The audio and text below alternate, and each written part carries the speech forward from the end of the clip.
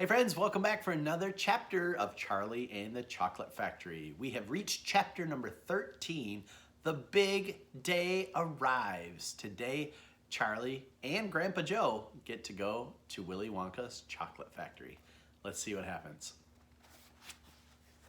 The sun was shining brightly on the morning of the big day, but the ground was still white with snow and the air was very cold. Outside the gates of Wonka's factory, enormous crowds of people had gathered to watch the 5 lucky ticket holders going in.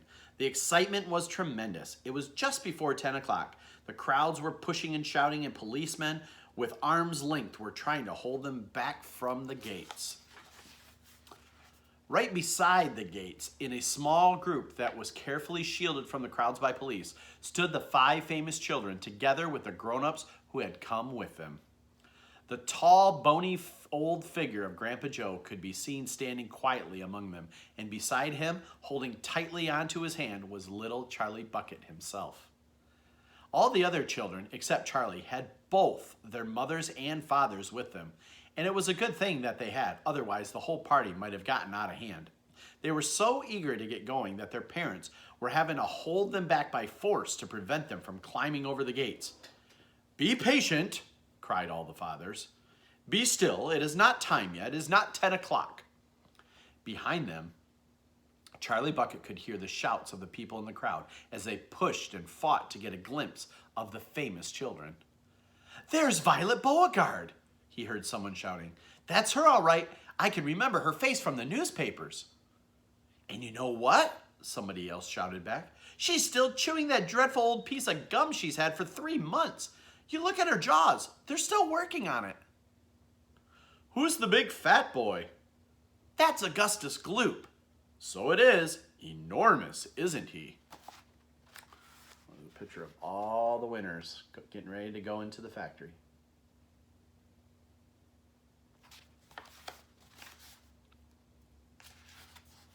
Fantastic!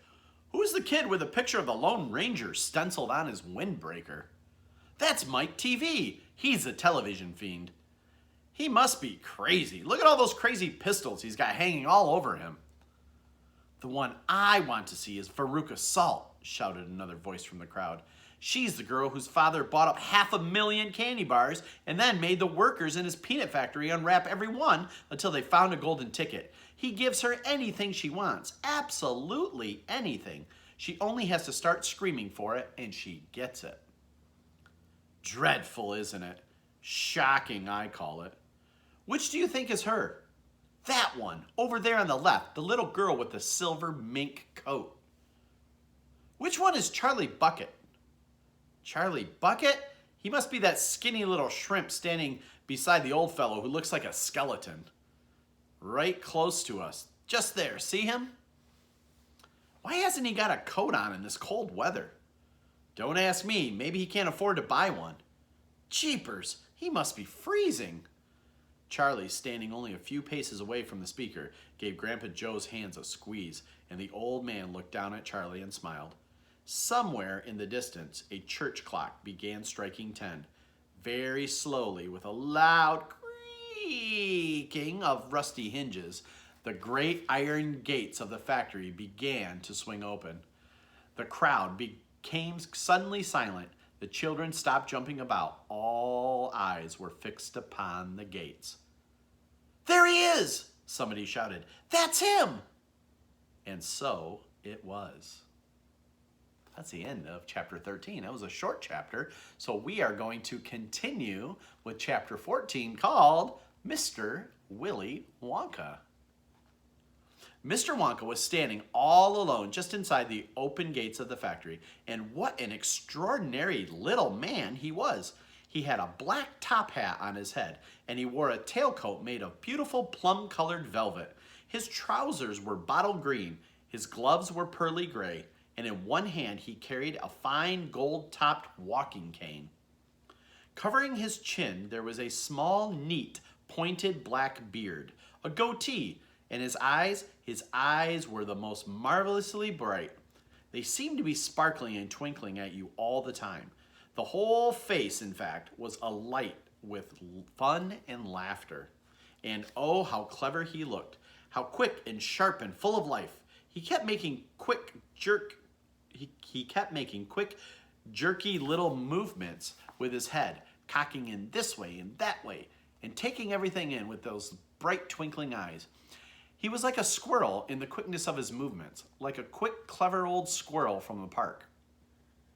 Suddenly, he did a funny little skipping dance in the snow, and he spread his arms wide, and he smiled at the 5 children who were clustered near the gates, and he called out, "Welcome, my little friends!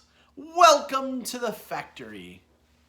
His voice was high and fluty. "Will you come forward at once, please?" he called out, "and bring your parents. Then show me your golden ticket and give me your name. Who's first?" The big fat boy stepped up. "I'm Augustus Gloop," he said. "Augustus," cried Mr. Wonka, seizing his hand and pumping it up and down with terrific force. "My dear boy, how good to see you. Delighted, charmed, overjoyed to have you with us. And these are your parents? How nice. Come in, come in. That's right, step through the gates." Mr. Wonka was clearly just as excited as everybody else. "My name," the next child to go forward, "is Veruca Salt." "My dear Veruca, how do you do? What a pleasure it is. You do have an interesting name, don't you? I always thought a verruca was a sort of wart that you got on the sole of your foot. But I must be wrong, mustn't I? How pretty you look in that lovely mink coat. I'm so glad you could come. Dear me, this is going to be such an exciting day. I do hope you enjoy it. I'm sure you will. I know you will. Your father? How are you, Mr. Salt? And Mrs. Salt? Overjoyed to see you. Yes, the ticket is quite in order. Please go in." A picture of Veruca meeting Mr. Wonka.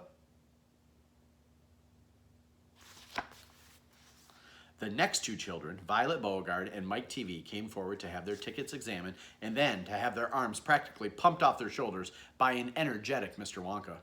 And last of all, a small, nervous voice whispered, "Charlie Bucket." "Charlie!" cried Mr. Wonka. "Well, well, well! So there you are. You're the one who found your ticket only yesterday, aren't you? Yes, yes, I read all about it in the morning papers. Just in time, my dear boy. I'm so glad, so happy for you. And this, your grandfather? Delighted to meet you, sir. Overjoyed, enraptured, enchanted. All right. Excellent. Is everyone in now? 5 children. Yes, good. Now, will you please follow me? Our tour is about to begin.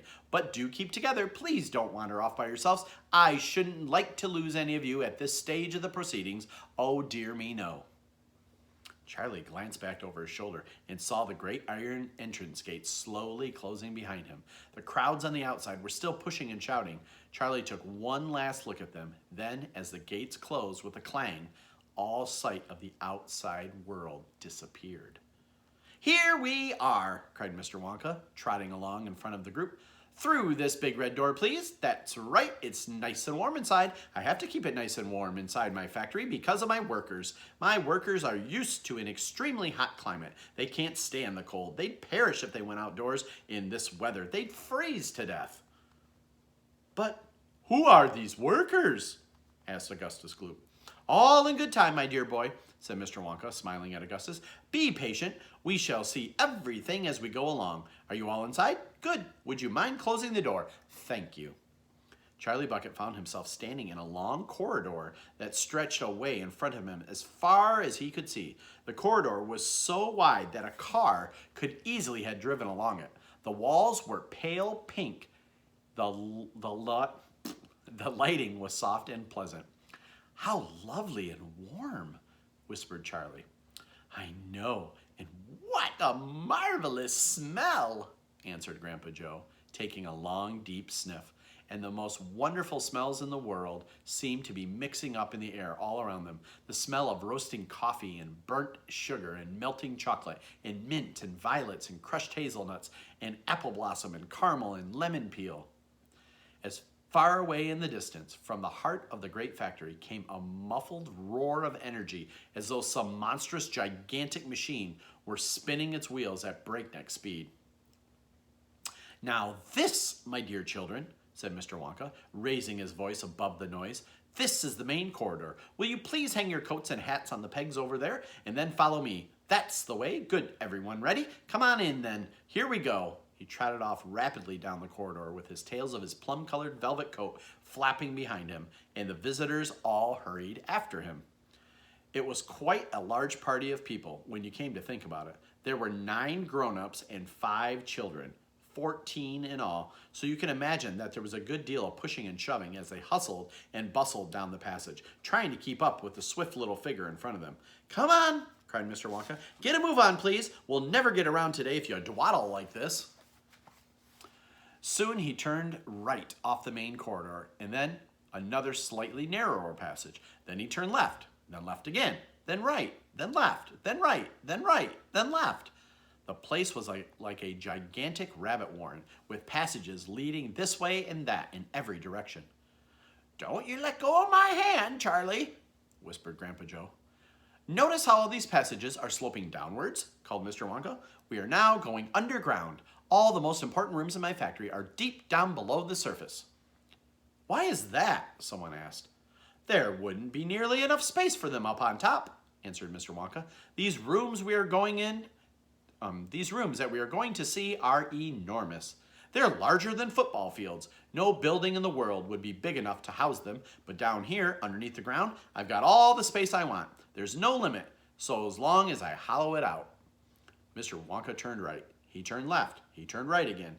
The passages were sloping steeper and steeper downhill now. Then suddenly, Mr. Wonka stopped. In front of him, there was a shiny metal door. The party crowded around. On the door, in large letters, it said, "The Chocolate Room." And that's the end of chapter 14. So they finally made it inside the factory, and now they're about to go inside the very first room, the chocolate room. Thanks for listening, friends. We'll come back next time to read all about it.